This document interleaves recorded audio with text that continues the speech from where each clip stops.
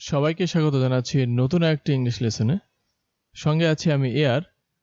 এই লেসনে আমরা future indefinite tense নিয়ে আলোচনা করব। Let's have a look at first the points to be discussed. Definition of future indefinite tense. The structure of different sentences in future indefinite tense.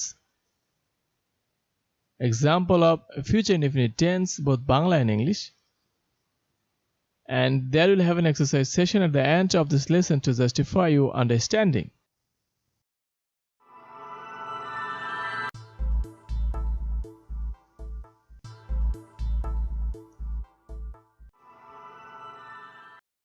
Future indefinite tense expresses an action that will happen in the future.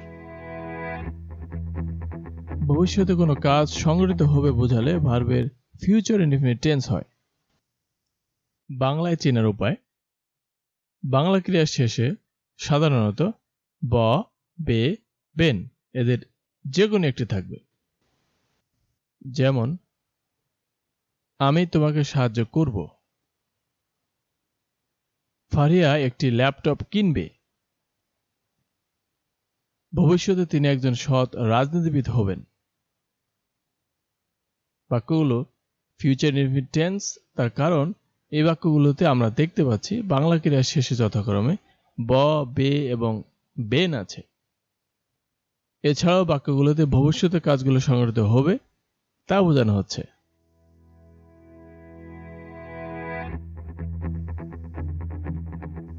এখন আমরা future indefinite টেন্সে বিভিন্ন সেন্টেন্সের structure বা গঠন নিয়ে আলোচনা করব। অ্যাফার্মেটিভ বা হাবোধক হলে সাবজেক্ট প্লাস শ্যাল অথবা উইল প্লাস ভার্বের বেস ফর্ম প্লাস অবজেক্ট অথবা এক্সটেনশন। নেগেটিভ বা নাবোধকের ক্ষেত্রে সাবজেক্ট প্লাস শ্যাল অথবা উইল প্লাস ন্যাট প্লাস ভার্বের বেস ফর্ম প্লাস অবজেক্ট অথবা এক্সটেনশন। ইন্টিগ্রেটিভ বা প্রশ্নবোধকের ক্ষেত্রে শুরুতেই শ্যাল অথবা উইল প্লাস সাবজেক্ট প্লাস ভার্বের বেস ফর্ম প্লাস অবজেক্ট অথবা এক্সটেনশন এবং সর্বশেষ কোশ্চেন মার্ক। সাবজেক্ট যদি আই এবং উই হয় তবে সাধারণত শ্যাল এবং অন্য সকল সাবজেক্টের ক্ষেত্রে উইল ব্যবহার করা হয়। তবে বর্তমানে সমস্ত সাবজেক্টের ক্ষেত্রেই অক্সিলিয়ারি ভার্ব হিসেবে উইল এর ব্যবহার লক্ষ্য করা যায়। উদাহরণের মাধ্যমে স্ট্রাকচারটি আরো ভালো করে বিশ্লেষণ করা যাক। I shall help you. আমি তোমাকে সাহায্য করব। এটা অ্যাফার্মেটিভ বাক্য। এখানে I হলো সাবজেক্ট, shall হলো অক্সিলিয়ারি ভার্ব, হেল্প হলো মূল ভার্বের বেস ফর্ম। এখানে বেস ফর্ম বলতে বোঝানো হচ্ছে ভার্বের প্রেজেন্ট ফর্ম, যার সাথে এস, ইএস অথবা আইএনজি কোনো কিছুই থাকবে না।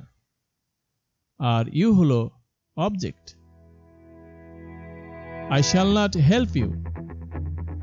আমি তোমাকে সাহায্য করব না। বাক্যটি নেগেটিভ হওয়ার কারণে নিয়ম অনুযায়ী অক্সিলিয়ারি ভার্বের পরে not ব্যবহার করা হয়েছে। Shall I help you? আমি কি তোমাকে সাহায্য করব? বাক্যটি ইন্টারোগেটিভ হওয়ার কারণে গঠন অনুযায়ী সাবজেক্ট আই এর পূর্বে অক্সিলিয়ারি ভার্ব হিসেবে shall এবং আমরা দেখতে পাচ্ছি সব শেষে কোশ্চেন মার্ক ব্যবহার করা হয়েছে। They will recite the Holy Quran. তারা পবিত্র কোরআন তেলাওয়াত করবে। এটা অ্যাফার্মেটিভ বাক্য।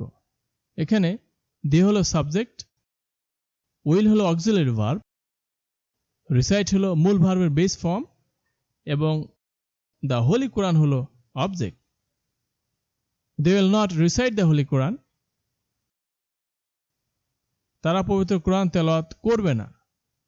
বাক্যটি নেগেটিভ হওয়ার কারণে নিয়ম অনুযায়ী অক্সিলিয়ারি ভার্বের পর not ব্যবহার করা হয়েছে। Will they recite the Holy Quran? তারা কি পবিত্র কোরআন তেলাওয়াত করবে? বাক্যটি ইন্টারোগেটিভ হওয়ার কারণে গঠন অনুযায়ী সাবজেক্ট they এর পূর্বে অক্সিলিয়ারি ভার্ব will এবং আমরা দেখতে পাচ্ছি সব শেষে কোশ্চেন মার্ক ব্যবহার করা হয়েছে।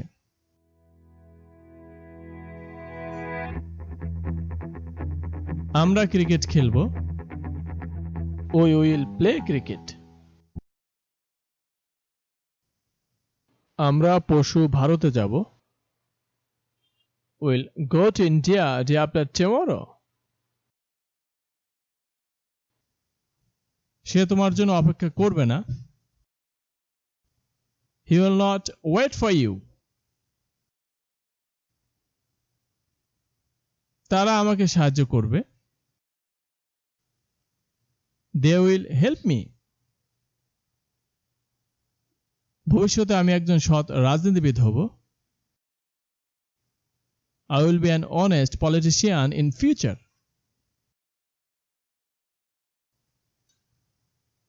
আমরা ইংরেজি শিখব. We'll learn English. আমি আপনার সাথে এটি সম্পর্কে কিছুই বলবো না. I shall not say anything about it with you.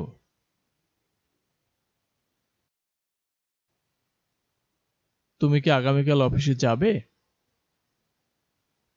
Will you go to office tomorrow? কাজটি শেষ হতে আরো 2 ঘন্টা সময় লাগবে. It will take another 2 hours to complete the work.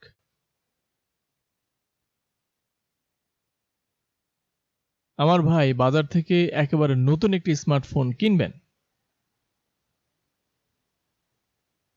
My brother will purchase a brand new smartphone from market.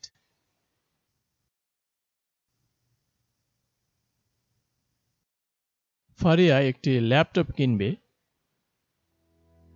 Faria will buy a laptop. Now it's your time. Try to say or write the following sentences in English using future indefinite tense. তিনি কি বইটি পছন্দ করবে?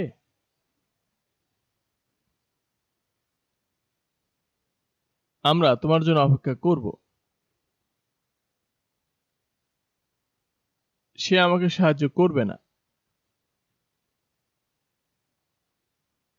আমরা বিশ্ববিদ্যালয়ে ভর্তি হব.